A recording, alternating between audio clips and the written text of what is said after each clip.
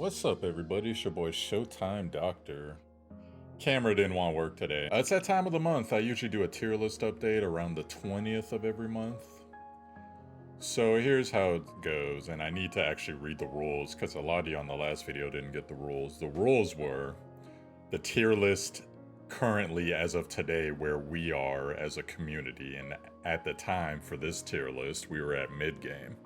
So a lot of y'all were like, why is this character above this character? And that's always gonna happen. That's fine, because you can't experience every character like everyone else can experience the character, right? What we're gonna do this time though, because I've done 2 of these, the characters that I adjust are the ones I'm gonna talk about, and then obviously the newer characters, we'll add them in. So here's how it's gonna go. I'm gonna go from the top down. So Beryl, still tier 0, still does amazing damage. Has all types of utility, just crazy, stupid character, great character. Gloria, same thing, except she's more on the physical end. Great buffs, great mobility once you get her to 3-star, get her to 5-star. She's ignoring 50% of defense. She has push. You know, there's very little that this unit can't do, so amazing units. I have both of these units in my shark farm right now. They're both 3 stars. I'm getting them all the way to 5-star. Inanna has emerged as a very strong PvP healer, which initially belonged to Samantha. And I still think Samantha's a really good PvP healer. But I noticed in the Per Platypus tournament, among some other stuff that's going to be upcoming that I can't talk about sadly yet.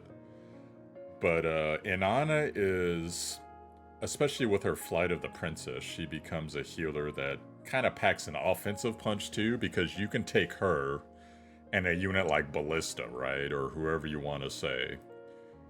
And while that unit is good by themselves and can be deadly by themselves, with Inanna they become feared, because Inanna can turn Ballista into like a Ginsu blade or a wood chipper. With that AoE charge ability that he has, she just instantly buffs him, makes it go off, and 2 or 3 of your guys are dead. And here he comes again, he's coming up, and he's knocking someone else back, and he's hitting them real hard, so... Inanna, obviously top tier healer, she has her creep, you get her to 5-star. The creep, I think it's 15% bonus attack and defense, and can be summoned 2 more times, which takes it to a grand total of 4. That's going to be core, that's going to be great. We're currently in, I would say, early in-game transitioning to mid-in-game right now. And she's always going to have value, always going to have value. Not always going to remain the top tier support, but is always going to have value. I think she eventually gets replaced by Tyr, if I remember that correctly. And you can argue Homa in certain scenarios, but still an amazing unit, fantastic unit. Her banner's up, but it's on one of those dreaded dual banners, which I drastically do not like in this game. Have gotten wrecked 2 times in a row by them. Great units. So I initially on the channel told y'all re-roll for her, and some of y'all listened, some of y'all didn't, so that's life, right? Lilywell. Now a lot of you have qualms with Lilywell, because normally I think Lilywell's here on most tier lists.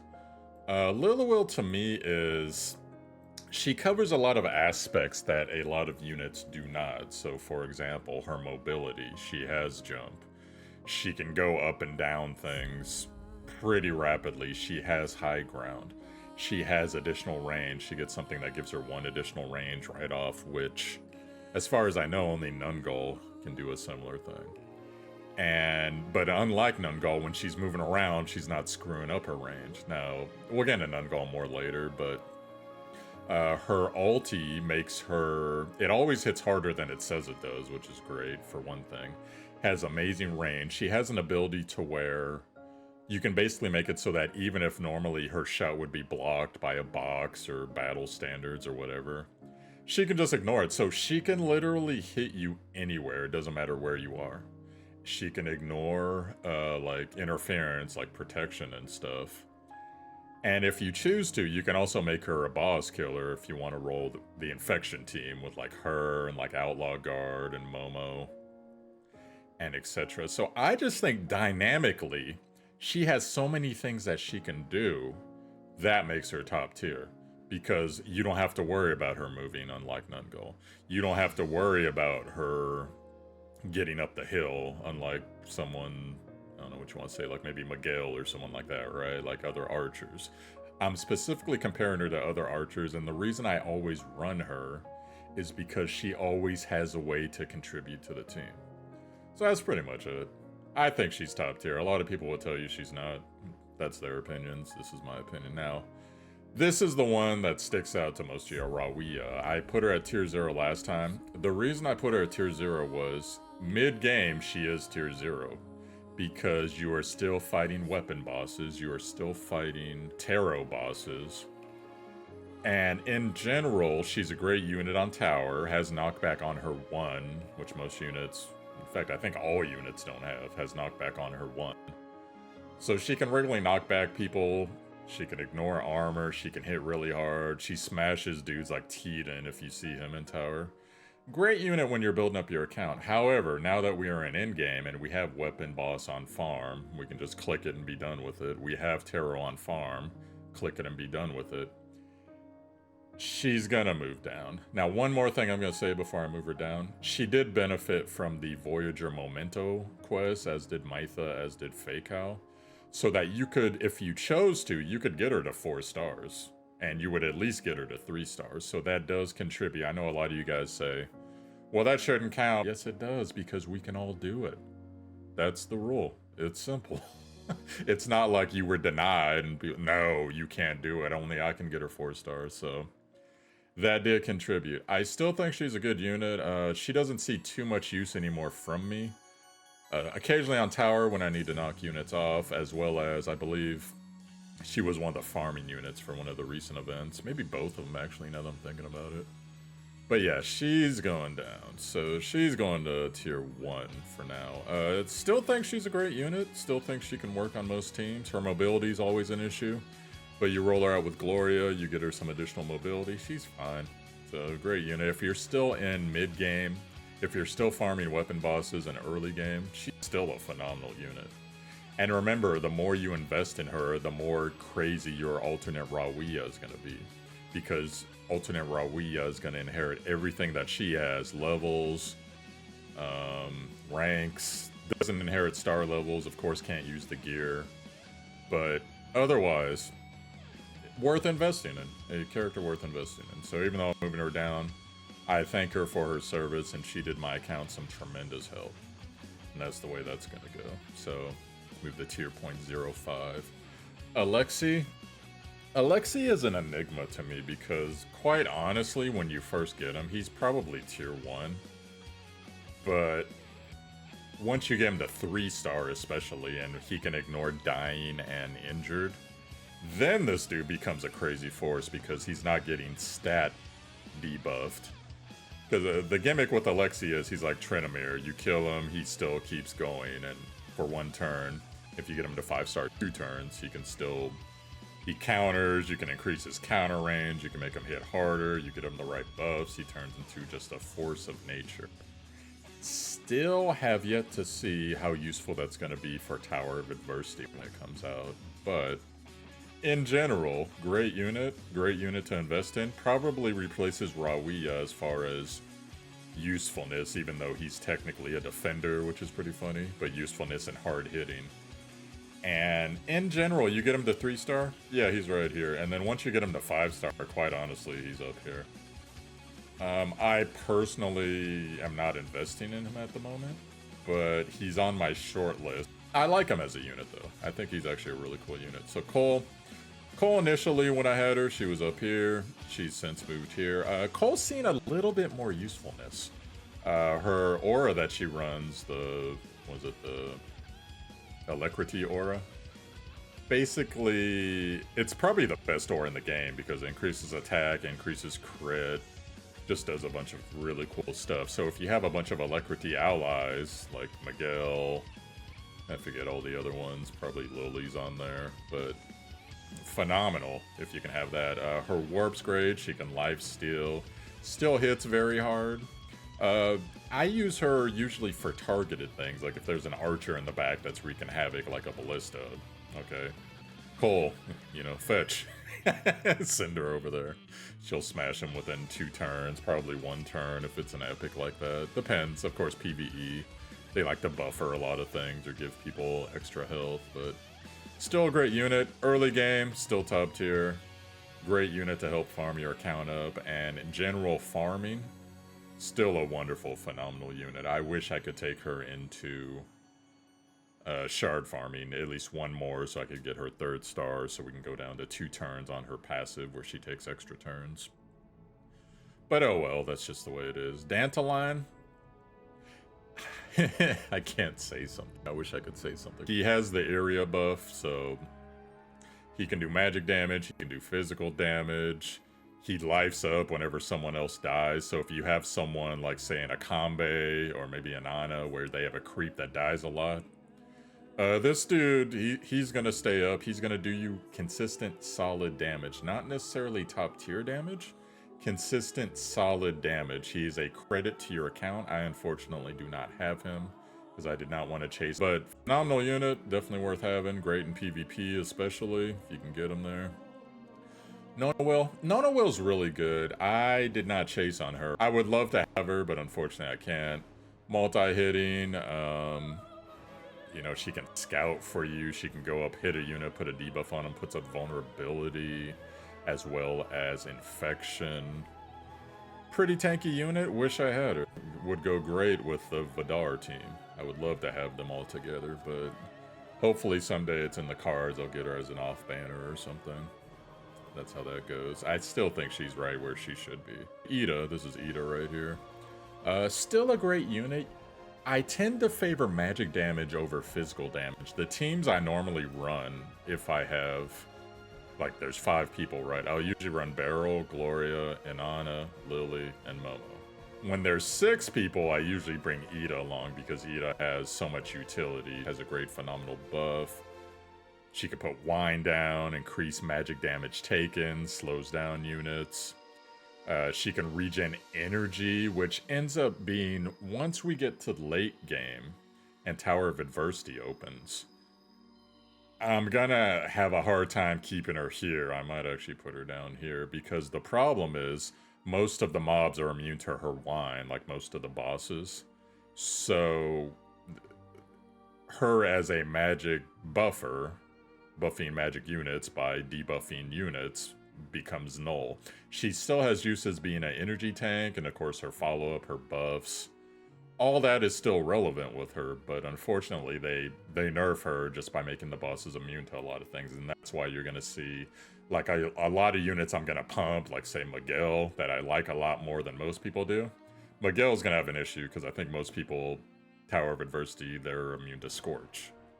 And if they take damage from fire, other than ads, of course, you know, it's half damage, like that Mad Magician weapon boss was. It's half damage, so just not good, unfortunately. But still has uses, still is going to be a great unit. It's actually one of my favorite units, to be honest, but I usually only roll her when I can fit 6 people in. Depending on the map, if a map is heavy magic damage or control, I'll probably take her, because she's really good at control.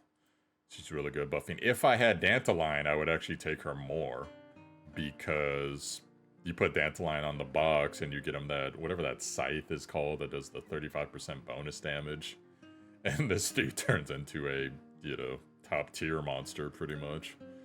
But, so there's all types of play you can do with her that makes her good. Fake Out, you've seen my melee Fake Out build. Unlimited retaliation. Has good focus fire damage. You can give him jump and climb on a cooldown. Has really good charge abilities, and unlimited counter is actually what keeps him at tier 1. I think this dude is better than most people do, but I think a lot of y'all have come around on him, so good unit. Have him at 3-star, love him at 3-star. Garcia, initially when I saw her, she was at tier 2, and she's since climbed. You would slyly place her because she has to be in a line. Some other unit attacks the unit, gets him in the dying state, and she'll follow up and usually kill them because she's ignoring defense. So, great unit. Sustain. She has a buff, always buffs her attack and defense. Really underrated unit. AoE, where she gives herself crit before she does it. Pull. I think she's a great fun unit. One of the funnest units in the game. Let's see here. Magnus. So I have seen a lot more Magnus. I hadn't seen Magnus too much in the last 2 times. way Magnus works is defense is attack for him. It gets stacked into attack. So you get him, I forget the weapon name, but there's a weapon that basically, the higher you get it, the more attack and defense percentage, and I believe it starts at 8%.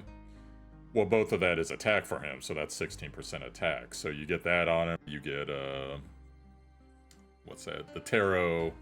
I don't know why it's escaping my mind right now, but the tarot that does attack and defense as well.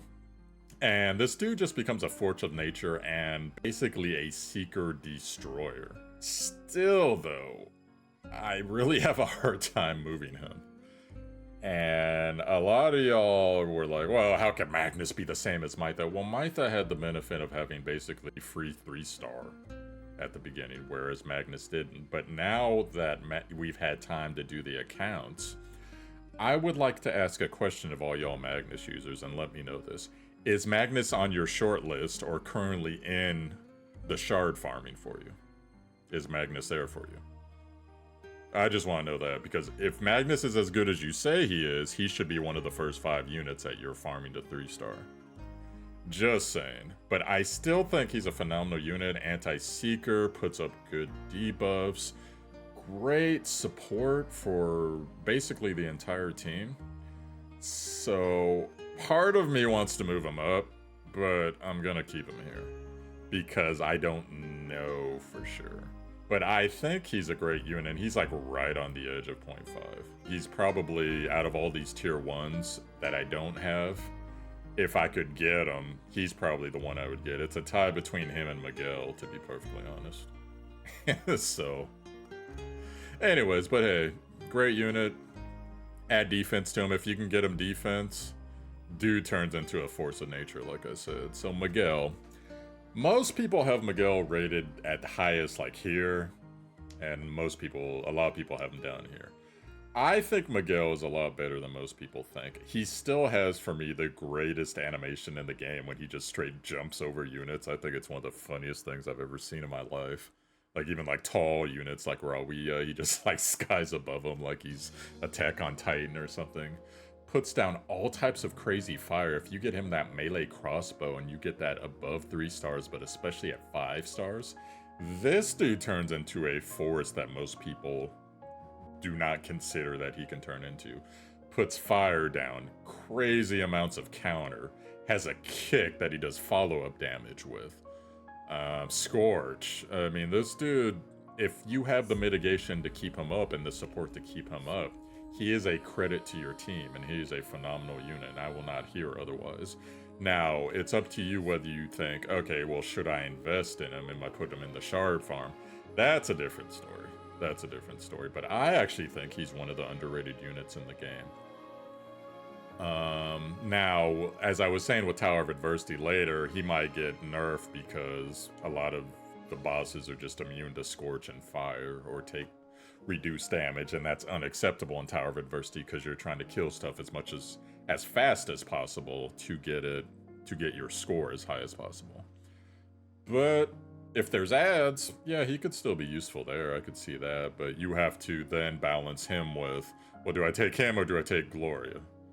Because melee slots, you might have what, like 12 units, 2 different teams. You might have 4 to 5, right? Depending on what's going on, of course. But are you going to take him above Gloria? Are you going to take him above Magnus? Are you going to take him above some of these other powerhouses that are going to be coming out, like say a Safia, say a Auguste? Are you going to take him? That's where it gets hard to justify Miguel. So, just the thing. Nungal. Nungal at 5-star with an Inanna, quite honestly, is probably here. But she's greedy, and you have to decide, do you really want to invest that in her with other units coming out? With like an Auguste coming out. So that's a rough call, but in general, I think if you can get her the star raid crossbow, I think, as close as you can get that to 5-star, and you can make it so that she doesn't have to move a lot, she has range. If you can make it work, she's amazing. But I don't think most people can make it work. So if you got star levels, if you got the right gear, she's at least here. But in general, if you ever like less than 3 stars, she's right there. That's just the way it goes. Inanna with her, great, but Inanna with pretty much anybody's great, right? So still like her personality. I think she's cool, but I don't know if I'll ever have the time to build her, which is kind of sad, to be honest. Samantha, it's questionable now if she's the best PvP healer. Questionable, but I still think she's really good in PvP. As far as definitely for bot teams, PvP defense, she's the best one. Extra life, she can take down buffs on the other team while simultaneously taking down 3 debuffs on your team. You can actually make her into a pretty hard nuker. Actually, not a real bad nuke. I saw her hit for like 2,500 in PvP. Take out a Simona, which was pretty funny. And yeah, just phenomenal unit. Has a lot of reaction. If you can control her energy regen, she is one annoying unit to take out. Reminds me of Knight's Chronicle when they used to have everybody have revives and resolves and death denies and all types of nonsense. So, Mytha, dear Mytha, cheese waifu, I still like you, Mytha. Mytha benefited from... She could get a lot of clones, so she could get up to 3-star really quick with Voyager Memento. Not a bad unit, one of the only units that has 2 knockbacks. So...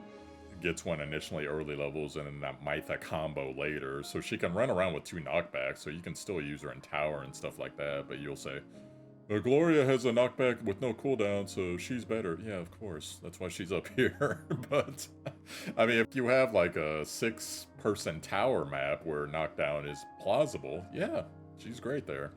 Still a good unit, still mitigates well, has a good buff, etc. But now that we've had 2 months in and people, potentially they have characters like Magnus or whoever you're running as tank, built up 3 stars and past, she's taking a hit. So, Mytha cheese waifu's going down. Still think she's great. She's fine for her role. Perfectly fine for her role. Not a bad unit at all. Just, as we get more units, the base units that we had that got the cheat because they got stars are going down. That's just the way it's going to go. Alright, so a lot of y'all have seen me start using Momo. A lot more now that I have her, and dang, it took a lot to get her. But I got her, so you know what? Bang, she's up there. End of story.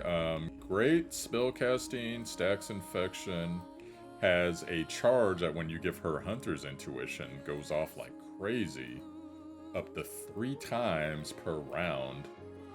And you know, you give her like an Anna's buff, you give her proper support, she can decimate most units that don't have crazy damage reduction and magic resist. Actually, decimate's not even a good word. She can obliterate most of those units. So yeah, she's straight up here, and I will not hear otherwise. She's a crazy unit. She's also on my farm team, so it's her, and it's her. They're all on my farm team. And to be perfectly honest, I'm not even sure if that's the right decision with Momo, because I don't see Momo in a lot of the Tower of Adversity things that I study, but she's amazing, so she deserves to be up there. And that is tier 1 for now. I already went over while we, so tier 1.5, Iggy. I still need more experience with Iggy. I think he's better because most people have him down here. He has a stun, he can move like crazy, he has jump. And I think he's better than most, has damage reduction. The problem with him is his damage reduction runs out at bad times, so you really got to watch your placement with him. But if you have a map where there's lots of hills, lots of stuff to climb up and climb down, especially climb down, this is the unit for you. He's a great unit there. So 1.5 I think is fair for now. If I see him and some crazy build on him do better, anyone that's investing, by the way, any of these units, if you got them above 3-star and you got some knowledge to drop on them, let me know, because I can definitely miss things. Leonide, if you have a map that is just straight up walk up and down, very little slopes, very little debris in the way, like barrels and stuff, this dude's actually pretty crazy. And I saw a build with him where he essentially can take another unit out as long as that unit can get knocked back, because he can pretty much infinitely knock them back. he's fairly tanky for his class. The way I see him right now, he's right there. Nurgle, very tanky, puts up Mark, but I still don't see a reason to move him at all. So that's just how that is. Tiden. Tiden's probably a little bit better than I give him credit for. Puts up a debuff, has charge, you can give him Hunter's Intuition. He'll stun a lot of units. He's very tanky. You get him that sword that increases his defense. He turns into a pretty good force, so... Is it enough for me to put him at tier 1, though? That's the thing. I would rather have Magnus than Tiden, personally. I think he's right on the edge. I'm not going to put him there, but I think he's right on the edge. I have yet to see the really crazy, oh my god, Tiden just changed the game on this mode or this map or PvP. I haven't seen that, so... Those of y'all that want to argue with that with me, that's cool. Yeah, let me know. Let me know, because I'm not sure. Guzman and Xavier, they still both belong down here. Guzman, it's funny, we were actually thinking on Show Dojo, we might actually make a segment, I can fix him. And then start talking about how we could fix Guzman. But he just... They don't give him a lot. You don't even see him that much in PvP, which is actually surprising to me. Because Garcia's found a place, and I told you running them together would be a riot, but... it's just, he debuffs himself a lot, which sucks. He does have that extra life, he can pull, but if he's like an all-in unit, you don't kill someone with him, he's losing durability, he's losing stats, and it's just not good. It's just not good. I would love to see him more as like, he gets someone close to him, and he's putting up all types of crazy debuffs, and as long as he's close. But, unfortunately, this is where he is. And the thing that kills him is most bosses are immune to pull. So what are you going to do with this dude after that? It just sucks. Xavier, PvP. If you have a map that's close, where you can get to the other team in one round, Xavier's right here with his speed buff, because he can go first. He even beats Simona on speed. However, everything else, if it takes him 2 rounds to get there, he'll just get chopped up. The amount of support you would have to give him to get him 1 extra round to go and kill something. It's too much. You might as well just give that to Gloria. You might as well just give that to some of these other top tier units. So, it's truly a shame that they put him on a dual banner with Inanna. Unfortunately, PvE just... And it's not that he can do well in PvE, but he just gets chewed up. He needs damage reduction. If I could do some fix to him, he needs some type of damage reduction for like 1 or 2 turns. And then he would be a good force, but... You know. He's not, so he's there. Alright, so let's get to the new units now. So Simona, as you've seen, she's wreaking havoc in PvP. If it was just purely a PvP video, she'd be right here. Knockback, freaking close, ice, freezes people, puts up ground abilities on ice, gets buffed on ice, shield, just ridiculously crazy OP unit in PvP. Now PvE, she offers a lot of control. She can still do knockback on most things, she can freeze most things, and when she puts up the ice, the NPCs are stupid, and they go and they start DPSing the ice like it's your units. So that buys you a couple rounds usually. So still really good in PvP. Is it good enough for me to give her overall tier 0? Ooh, it's rough. I think she's tier 0.5 in PvP. I think she's tier 0 in PvP. Depending on the map, she's tier 0 PvE. So I think she's right there overall as a unit, because it's not about her damage, it's about her control. And it's about her initiation. So if you use her for that, she's perfectly fine for that. And I think if she had a way to do better damage, she would instantly be up here. But if she had a way to do better damage, she'd probably need a nerf. And as far as I've seen, they don't really nerf units in this game. So I'm gonna put her right there for now. I have her. I love her. She's great. Not gonna be a unit I build up, just the way it is. So. Coco is here. So here's the thing with Coco, and a lot of people aren't going to like this. If you have Coco under 3 stars, she's probably right there. Not bad. Not horrible. Puts up great buffs. Puts up a great debuff. Can tank. AoE healing. Happiness is one of the most amazing buffs in the game. Bento and breakfast are great buffs as well. So if you get her to 3-star, yeah, she's right there. She's right there. You get her to 5-star, she's up there. Most of us, we just got her a week ago, however long it was now. So probably most of you didn't get her 3-star, so she's right there. But in the interest of, I think most people pulled dupes for her, because I saw that going on the Reddit and stuff like that. So I'm gonna put her right there for now. Eventually, once she gets to 5-star, like I said, she's up there. But she's right there for now. Great unit, phenomenal unit. I haven't used her as much as I thought I would. Just because leveling her up is a bit of a pain with the rate of level of experience that we are able to farm right now. And that's just the way it goes. Still a great unit. You get her stars, she's going to get better. Eventually, she's top tier. And she does have special interaction with Akambe here. So, real quick, if you get Coco to give happiness to Akambe's units, it pretty much instantly takes his units and will trigger Vorpal Blade, which is something his assassins do, which is a strong DPS ability. And so them together are harmony, synchronicity. She can buff them, she can support them. Wonderful unit to run them together. So just something. And speaking of Akambe, I'm gonna put him right here for now. Dude's a one-man army. He has buffs. His assassin units, he plays well around his assassin units. You can summon a lot of them, and you can have them do that Vorpal Blade, and among other things, they tear up DPS meters. And there's something I can't say because it's something official coming up, but he's essentially someone that can turn the tide of battle all by himself. And I personally love summoner units. If it was just up to me, I'd have him instantly right there. So I'm definitely pulling him when he comes out. But in general, when you just pull him at the beginning, yeah, it's going to take some star levels, get him up. And eventually, I think on the Taiwan list, he's right around here. He might actually be down a little bit, but he's right around here. Extra bodies on the field means extra interference. NPCs will go, they'll hit them because they have lower defense or they're a certain type of class.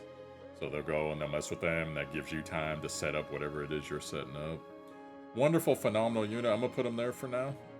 And that's just my opinion. So this is my tier list. I'm going to try to do a tier list update video about around the 20th of every month. And that's it, y'all. So, yo, I'm Showtime Doctor, Showtime DR. You found my YouTube. Hit like and subscribe for the content. Over the course of the next... probably starting today, actually, I'm going to start having some other games on the channel.